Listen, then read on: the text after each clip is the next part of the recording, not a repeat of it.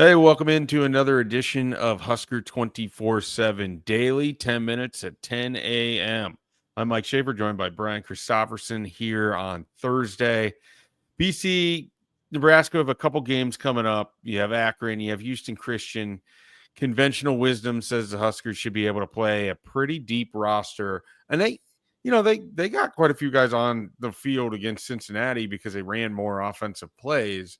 But I am curious, Brian, is there anyone in particular, maybe a little bit younger, further down the roster, or true freshmen, something like that, that you're hoping to see a little bit more run of, whether it's in mop-up duty or just in the general run of play over the next couple of weeks with these two games, and the expectation that Nebraska should be, as we say, flooding the bench? Yeah, well, you hope that's the case in these two games. You can never take it for granted, but obviously Nebraska's a 34.5 point favorite, so hopefully they play up to that. One guy I think of to that question is Dawson Merritt, and there's a lot of excitement about him, obviously, as a 4-star recruit and how Nebraska beat out Alabama for him and everything that goes with it. But also the fact that here's a guy who wasn't out there in the spring and still has built up his body and hit the mental side of it enough that he got snaps in a close game. Granted, it was a limited number, but he was out there for 4 or 5 snaps against Cincinnati, and honestly appeared to be the guy who was sort of third in line at the backer spot. I'm talking about those main backers of Shavers, Watts, and Trent, and then him. And so you would think, like, in some of these games, maybe he has a day against Akron or Houston Christian where he gets 20 snaps or something like that. And what does he do with it? He looks a lot bigger to me too than the spring. I think he really did some work in the weight room with Corey Campbell and obviously the nutrition aspect. So he's one guy for sure. And then I think Cortez Mills, we all are really high on here at Husker 24/7, and has always kind of been thought of, I think, in this offseason pretty early on that he was going to play and was sort of the 4th or 5th wide receiver already in the spring. He got in there for 7 snaps, had a nice catch of 13 yards in the opener. Da'Keel Short said he was smiling all night after he caught that pass. I think just excited to be a college football player and playing at this level. But I think the next couple of games, you're going to see a little bit more of him, especially if the scores kind of go as we hope. Yeah, and he's the sort of guy that if he can help you, I have this weird, and I don't know what it's exactly based on. I think it's because there's no specific skill where I think they stand out because of it. But I just get some like Stanley Morgan vibes with Cortez Mills, like a guy who's just kind of a polished receiver, maybe already a little bit better as a true freshman than what the expectation would be. Isn't necessarily a burner, isn't necessarily going to jump out of the gym or is 6'5" and is just going to out muscle people, but just sort of polished in everything that he does. That's what he just sort of reminds me of Stanley Morgan in that regard. And that was someone who had a really nice freshman year as a wide receiver. And we'll see if Mills can have that kind of impact. I'm going to go with what is always sort of an obvious one. And yet in this year, because of Dylan Raiola, because of just the expectations on the season, because he was maybe the quietest Elite 11 quarterback that anyone could ever add to their roster, I'm really excited to see what happens when TJ Lateef takes the field for the first time. And I think it happens over the next couple of weeks. This is someone that, and I know you've heard similar from people that you talk to that have watched practices in the spring or in the fall. I think Nebraska's excited about what they have here. He's a very good athlete. He's been a better leader, I think, early in his career than anyone might have expected. He took command of kind of the group that he had in the spring and did some good things. He had some good practices. He was brought up, unsolicited by coaches.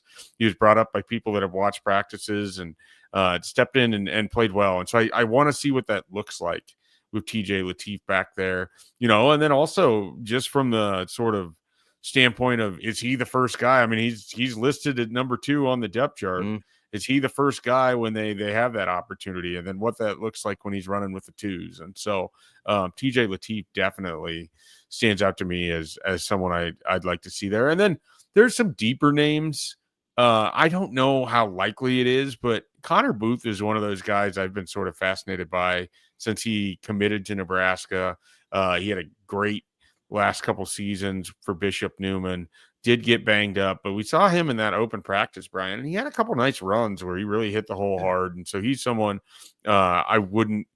I certainly wouldn't mind if we got to see him late in the game, fourth quarter, last couple drives against an Akron, against a Houston Christian, just letting him feed him. I mean, he's a really fascinating running back, and I want to see what that kind of looks like as well. You could say that about any of those running backs, though. I mean, it's sort of just a different equation altogether because of everything with Emmett Johnson. So those are kind of the ones that come to mind to me. Is there anybody else that you can sort of think of now you're dialed in on some of the younger players on the roster? Yeah, a redshirt freshman in this case, but Rex Guthrie, who did Yep. play about 10 snaps or so. In fact, he was out there. It wasn't the best drive for Nebraska, but he was out there on that drive when it got to 2017. And point of that is, I mean, he's second on the depth chart behind Deshaun Singleton at Rover, and he's going to matter for this team this year. But these are obviously weeks where someone like him can gain valuable snaps. Maybe the game's a little more lopsided. Again, that's what the Husker fans are hoping, but those are still useful just to be out there in that setting and have that experience. So he's a guy to watch for because he's going to matter this season. He already was playing in impactful moments in that opener. Well, this is going to be an impactful thing, I think, all year for Nebraska. It'll be interesting where it lands, when it lands, if they settle on just one. And of course, I'm talking to left tackle, where you have Gunnar Gatula, you have Elijah Pritchett, you have Turner Corcoran. Brian, how do you kind of size this up with what the coaches have said and where things are at for Nebraska at this left tackle spot right now? Yeah, I mean it's interesting because Gatula gets the start. I thought Pritchett actually played pretty well. But he had that glaring Very false start. notable Yeah. sequence. Yeah, And that sequence just ruined it. and it happened to be the very thing also that the head coach had talked about, like leading into the game, and kind of what had held him back during camp. And also, he was in on Nebraska's last offensive series when they were trying to run out the clock, and he did okay, but they obviously got 3 first downs. But it was kind of his guy who got to Ryle on that second down sack. And I think they actually switched him out for the third down play there. I still think he's like the guy with the biggest upside when you get down to it. And I love Gunnar Gatula and what he's going to mean for this program. But I think Pritchett this year, if you had to say, okay, who's your prediction by October, or Michigan, who's going to be playing that left tackle spot? I'm going to go with Pritchett, and that's my prediction. But he does have to cut out those errors, which apparently were preceding the one that everybody saw on national television. Yeah, that really harkened back to the Anthony Grant, Minnesota thing where Matt Rule talks about it in one of his last press conferences before the game, talks about ball security, talks about Anthony Grant in that regard, and then everything plays out the way that it did in the fourth quarter in 2023. And I had just like a flashback to that when Elijah Pritchett, had the false start and you're on the 1 yard line, and it just sort of wiped out. And we really haven't talked about this play enough, how great that RPO action was to Luke Lindenmeyer, and just like the rifle that Raiola threw, Lindenmeyer catches it and then just is bouncing off people like a bumper car trying to get into the end zone there. And it just sort of washed all of that out. And so I agree. I think it's going to ultimately be Elijah Pritchett as well. But I've been on record. I feel like at some point Gunnar Gatula is going to end up being Nebraska's right tackle. I know Teddy Prohaska played the entire game on Thursday, but I still think that we're going to see a Pritchett at left and Gatula at right for Nebraska's offensive line. Am I crazy for not willing to let go on that one? Well, yeah, I don't know if it'll happen this year or not. I mean, if Teddy can stay durable and all that, it could be his job for the whole way. But Gunnar certainly has the ability to flip.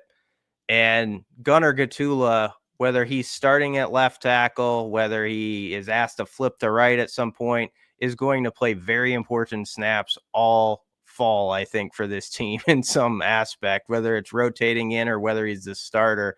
And I think he's a guy with future NFL type potential. I mean, he's got a ways to go. Don't get me wrong; it's going to take a couple of years, but I understand when Rule says don't sell these guys here short. Sometimes we get so fired up about this portal guy coming in, and he came from this school, and we talk ourselves into it.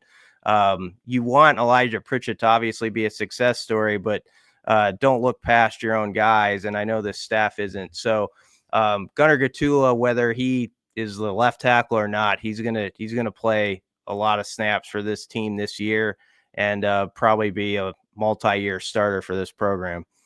If nothing else, it's nice to see that Nebraska means it when they say that a guy has to come in and earn a starting spot. That nothing is just being given to anybody. I think that should matter. I think it's really good for your locker room to see that. Yeah, definitely. Absolutely. All right, BT, appreciate it as always. And this is it for us with Husker247 Daily here on a Thursday. We'll be back, of course, on Friday.